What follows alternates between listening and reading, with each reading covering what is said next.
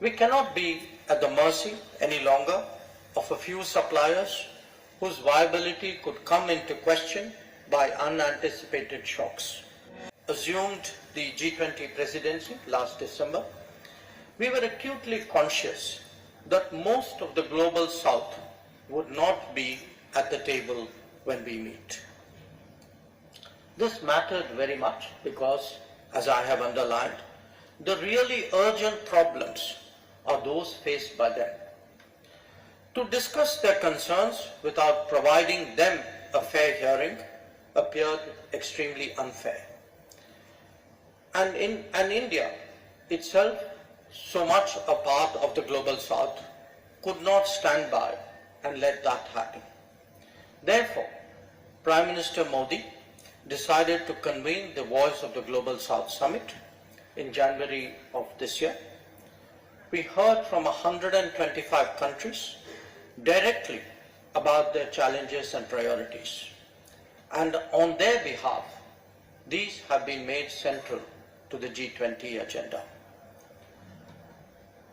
Different aspects of these fundamental challenges have been discussed in the finance track and the Sherpa track, or for that matter, the ministerial streams and the engagement groups.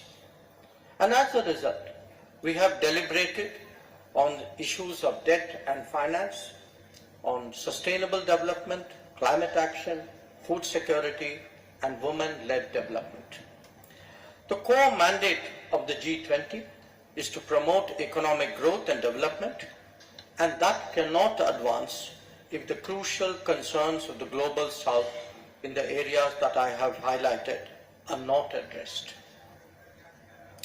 But having said that, let me step back and bring out some of the structural issues that are today at the heart of the predicament of the global south.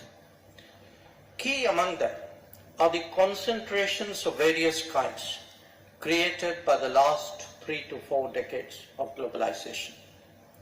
For a variety of reasons that range from scale, subsidies, technology, human resources, and strategic choices, the global south was largely reduced to being a consumer rather than a producer. Their contribution very often was to provide resources for manufacturing elsewhere. They not only did not reap the full benefits of economic change, but often ended up saddled with unviable debts emanating from opaque initiatives. This was a gradually unfolding crisis in the making, but one that was accelerated rapidly by the multiple shocks of debt, COVID, and conflict. As a result, the endeavor now is to seek a re-globalization that is more diversified, that is more democratic, where there would be multiple centers of production, not just of consumption, and that is where business can make a crucial difference.